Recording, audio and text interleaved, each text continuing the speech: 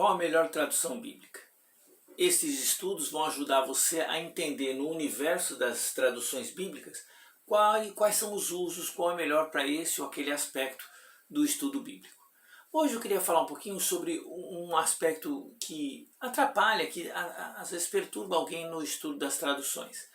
Tem nomes do Velho Testamento que são problemáticos, são às vezes intraduzíveis. Por exemplo, o problema mais comum surge quando a gente vai para o Velho Testamento e tem que traduzir o nome de Deus, aquele nome que, por exemplo, os hebreus evitavam pronunciar.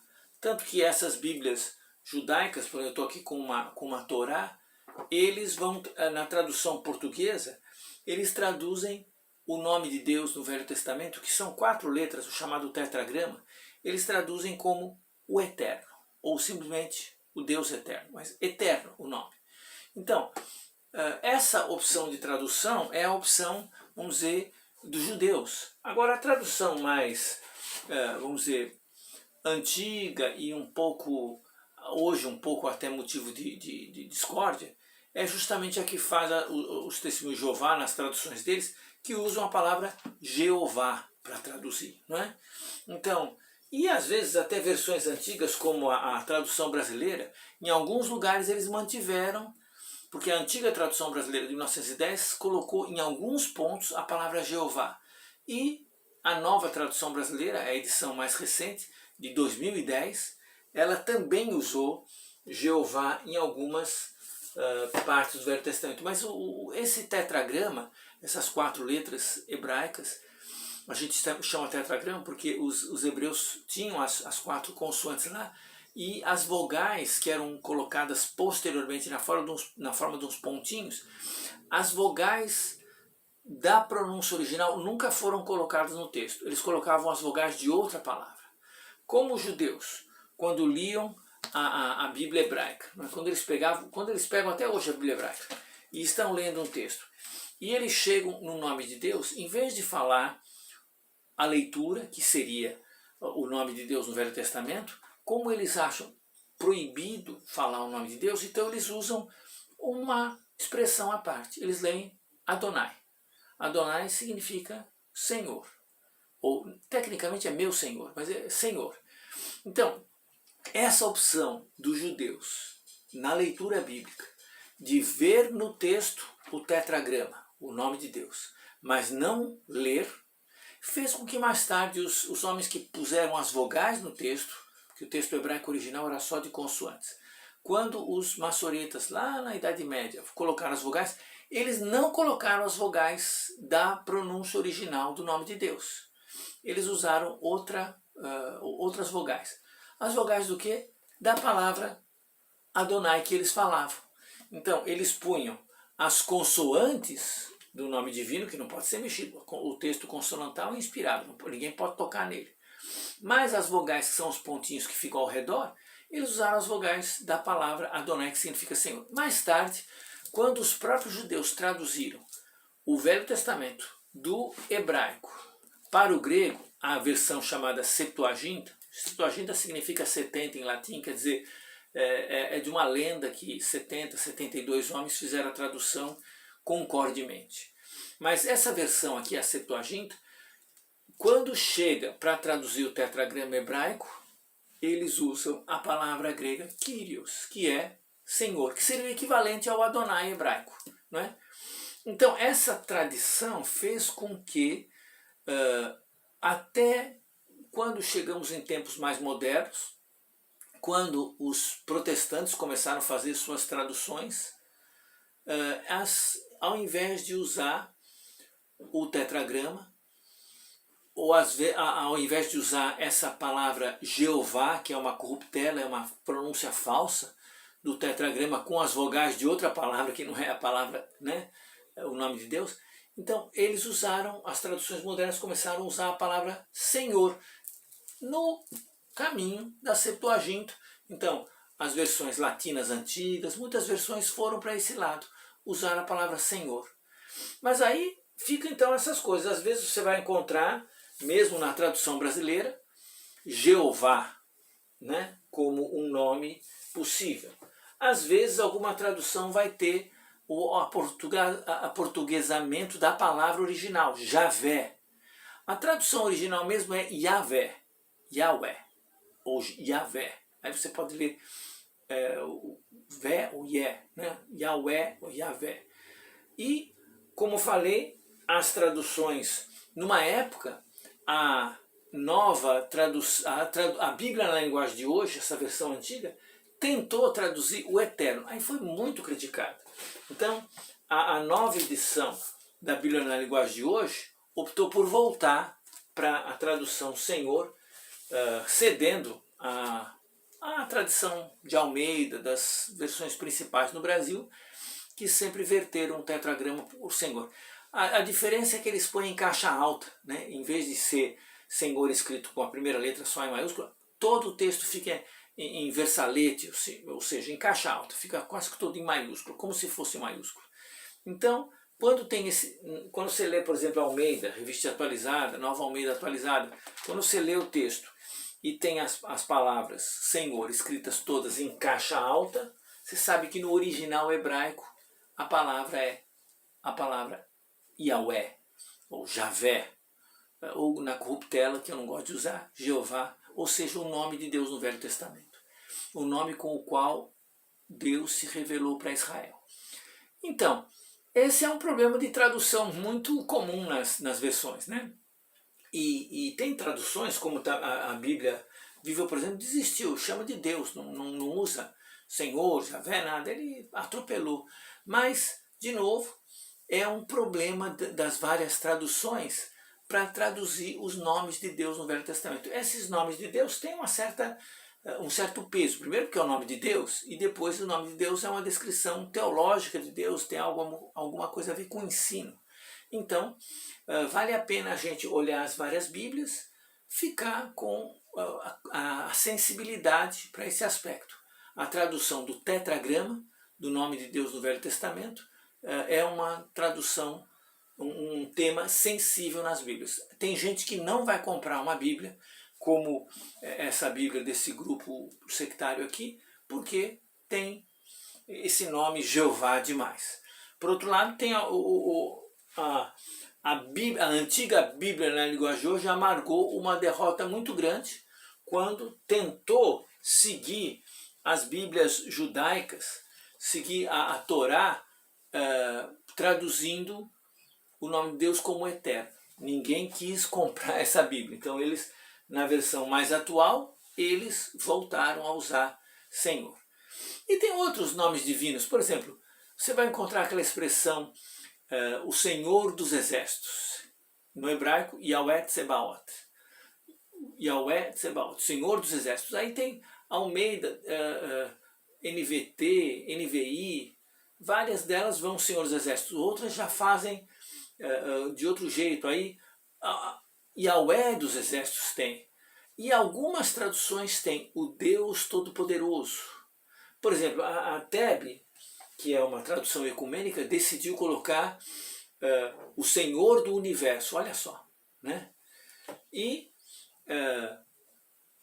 agora a Bíblia na linguagem de hoje, aquela antiga, como eu falei, colocou o Senhor Todo-Poderoso. Então essa expressão Yahweh Tsebaot, ela é confusa até.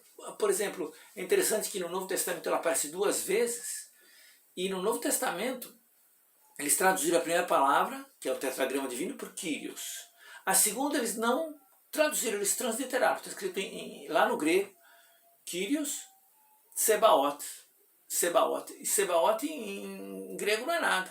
Eles pegaram a palavra e transportaram. Isso vai aparecer, a Septuaginta vai fazer umas 67 vezes. Esse título aparece mais de 200 vezes.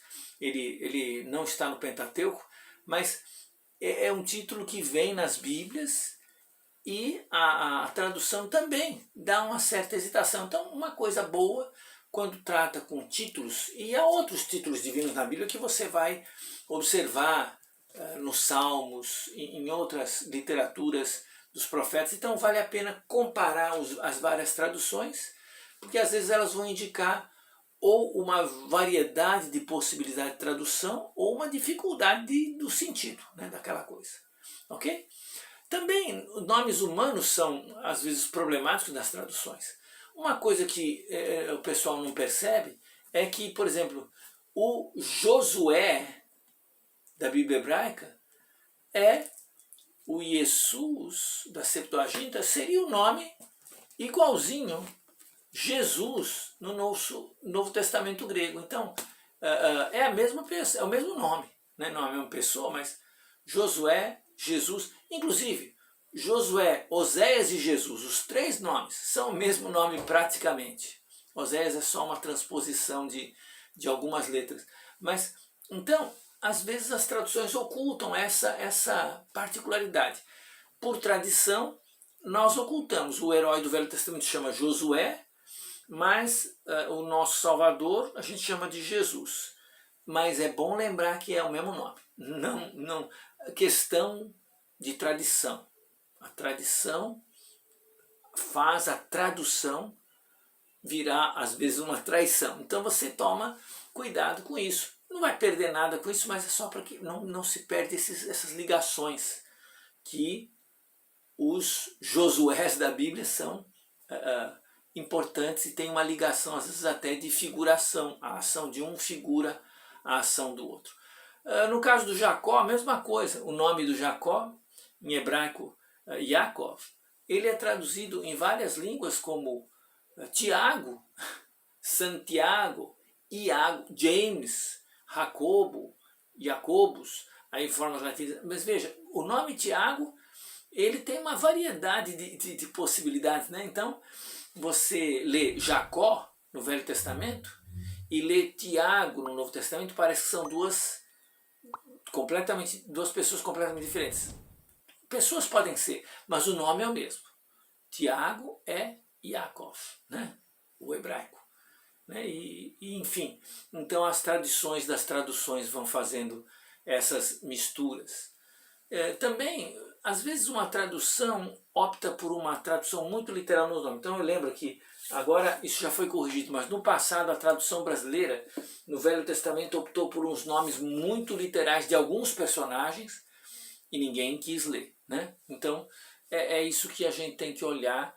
As traduções contribuem com essa situação dos nomes. Para terminar esse nosso estudo, queria falar só de dois casos interessantes sobre os nomes. No livro de Isaías, nos capítulos 7 e 8, tem dois nomes de filhos de Isaías. Um chama Sear-Jazub, ou Sear-Yashub, ou, como na Peshitta traduziu, Shear-Yashuv. Mas esses dois nomes, esse nome composto, é o nome de um dos filhos de Isaías que aparece em Isaías 7:3. A Almeida Revista Atualizada antigamente não trazia esse nome, Sear-Jazub, ele trazia a tradução, um resto volverá. Mas já a nova Almeida Atualizada tem Sear-Jazub. E aí põe uma notinha embaixo. Sear-Jazub significa, os nomes dos filhos eram nomes simbólicos, tinham a ver com a mensagem que o profeta estava dando. Depois do capítulo 8, versículo 3, tem um filho que as versões modernas estão chamando Maher-Shalal-Hasbaz. Maher-Shalal-Hasbaz. Agora, Maher-Shalal-Hasbaz, na Almeida Atualizada, era rápido despojo, presa segura. Agora, realmente, chamar um filho de rápido despojo, presa segura é amaldiçoar o filho. Né? Mas não, era o nome simbólico do menino. E aí, as versões mais modernas estão optando por deixar o termo hebraico, né? E só apresentar numa nota a tradução. As versões como a Almeida, mais antiga, resolveram, a antiga, atualizada, quer dizer, tinham lá o nome rápido, despojo, preço seguro. Acontece o inverso em Oséias. Oséias, ele tem aqueles filhos, o primeiro chama Jezreel, a segunda chama Desfavorecida, a terceira chama Não Meu Povo. E depois esses nomes vão ser mudados na história quando houver a reconciliação do povo com Deus. Mas na Bíblia de Jerusalém é Jezrael, Lo-Rumaá e Lo-Ami. Né? Lo-Ami. Então esses três nomes estão no hebraico, na Bíblia de Jerusalém. Né? Eles traduziram, eles colocaram no hebraico. E aí numa nota eles explicam o significado dos nomes. Então você vê que é interessante a dificuldade, às vezes, de traduzir no português, nomes que no original têm significação com respeito à história, tem um sentido que precisa ser trabalhado. Então, o que estamos dizendo aqui? As traduções bíblicas sempre vão apanhar com os nomes. Os nomes têm a ver com a história, tem a ver uma abordagem do livro de Ruth, lendo os nomes dos personagens etimologicamente, ou no seu sentido original, ilumina o livro de Ruth de um outro jeito. A tradução não consegue dar conta de tudo, gente. Então o que fazer? Consulte várias traduções. Consulte várias obras, porque aí uma vai fazer de um jeito, outra vai fazer de outro, e você vai conseguir ter uma riqueza maior de comunicação. Então, as opções de tradução são uma tentativa de dar conta da amplitude dos significados. Vão dar contribuição na história, na teologia, na profecia, até na poesia.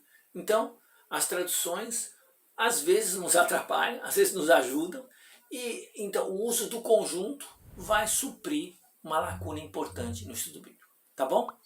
A melhor tradução bíblica é aquela que você sabe usar, sabe trabalhar, sabe aproveitar dela o melhor. Então, bons estudos. Até mais.